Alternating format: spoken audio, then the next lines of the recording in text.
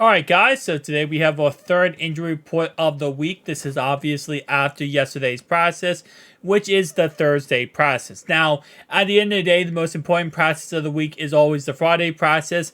Kind of indicates what's going to happen, for this upcoming game, whether the player will or will not play.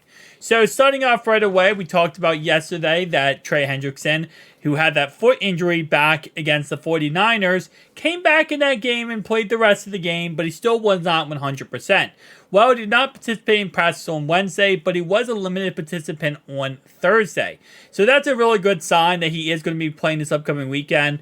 As I said in that video, it could potentially just be kind of like a precautionary measure. Why push him out there and try to, get him to practice in any way if he's not 100%, and he should just have time to rest his foot, that obviously got injured in that game because somebody stepped on it. So that's kind of where I thought it was going to go, and that's exactly what we saw. He was a limited participant in practice, so he did get some practice in, but in a very limited fashion to avoid, any problems moving forward. The second guy we have here is Josh, our D tackle. Obviously, shoulder injury, did not participate in practice on Thursday or Wednesday. Now, we'll see what happens on Friday, but my guess is he's probably not going to be playing this upcoming weekend. I could not see him go from did not participate in practice twice with a shoulder injury, which he just recently this week popped up on the injury list with, and then he's going to go ahead and play if he does not practice Friday. My guess is, especially with him being our, backup D tackle, if he doesn't practice, he's not playing. Orlando Brown, limited participant in practice again. Obviously, again, that groin injury is still bothering him, but this is really, in all honesty, just has to be precautionary measures. Don't push a veteran out there and try to get him to practice in full when he has a groin injury. There's just no reason to. At the end of the day, you're not benefiting by any way by forcing him to go out there and participate in practice in a full level when, he's a veteran. He already knows what he's doing. He already plays at a high level. If anything, more rest time throughout the week is better for Orlando Brown here than putting him out there and trying to get him to practice for no reason. Akeem Davis-Gaither did practice again in limited time fashion, which is nice. That means he might actually potentially play this upcoming weekend. My guess is for him, because he's limited twice and he's missed the last 4 or 5 games, my guess is he's probably going to be quite a game time decision. I think he will play, but I think he will play kind of how Joseph Asai did when he came off his injury.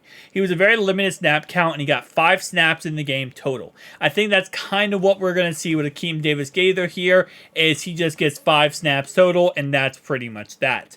Joe Mixon is going to go ahead and come in here at a full participant in practice. He popped up on the injury list with a chest injury, and kind of concerning because he's the only running back on the roster, really. Obviously, we do have Trevion Williams, Chris Evans, but if there was no Joe Mixon, our run game would definitely struggle immensely. We don't have that, Samaje Perine, option number 2 to come in and really do something for us. But he was a full participant in process, so he should be fine for this upcoming weekend. No problem at all. We still have the hamstring injury on Devin Harper he's dealing with, even though he was a full participant in process on both single days. So he should be fine to play this upcoming weekend. And then Tyson Anderson, another player who just popped up on his injury list, out of nowhere really this week.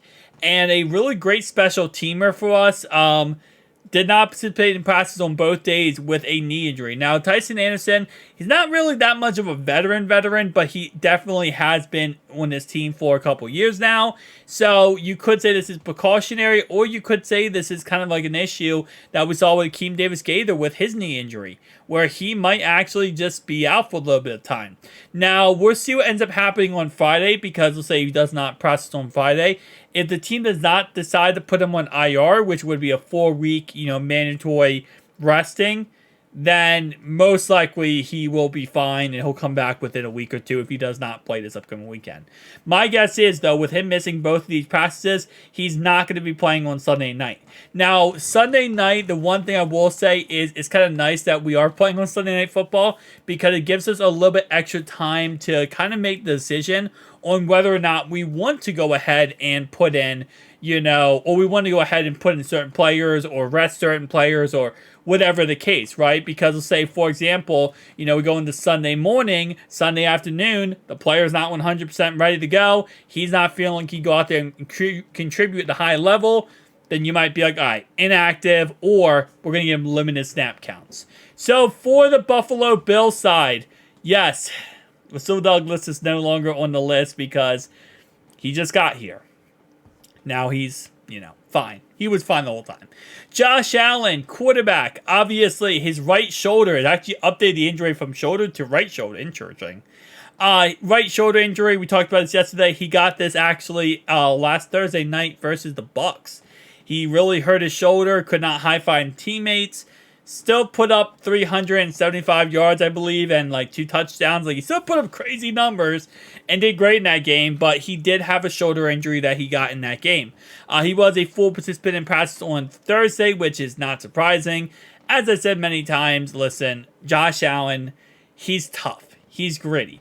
This is a guy that can run in through a brick wall pretty much and still be smiling, right? He is your prototypical Buffalo Bills football, okay? The Bills Mafia, when you think of Bills Mafia, you think of Josh Allen. That's just how it works. So with him having an injury, I didn't really think it was going to change anything or, risk any chance of him not playing, but it is what it is. Damar Hamlin, who had an illness this week so far, did not participate in practice on Wednesday, but did play in full on Thursday. It looks like he is getting over his illness, and he will be playing this upcoming weekend. Now, we already know that before the game starts, it's going to be an hour-long thing for Damar Hamlin.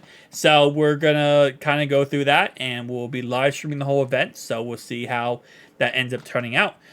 Quentin Morris, their tight end, did go ahead and practice in full. Of course, Dalton Kincaid will be the starter, and this will be the backup, as they did lose Dalton Knox for the foreseeable future.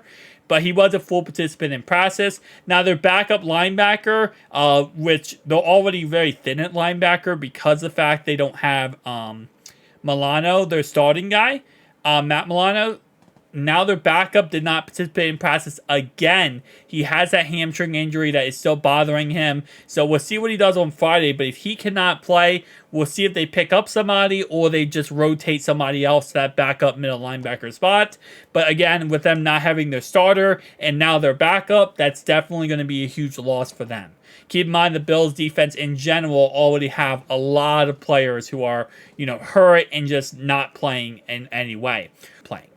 AJ Klein, outside linebacker, back injury, did not participate in practice on Thursday. He was he was a rest day on Wednesday. We'll have to keep an eye on Friday's practice. That's kind of going to be what speaks to, what ends up happening here. But that's definitely something taken in consideration, as it's another linebacker on the list here who is injured and is not going to be 100% for this game, or might just not playing this game at all.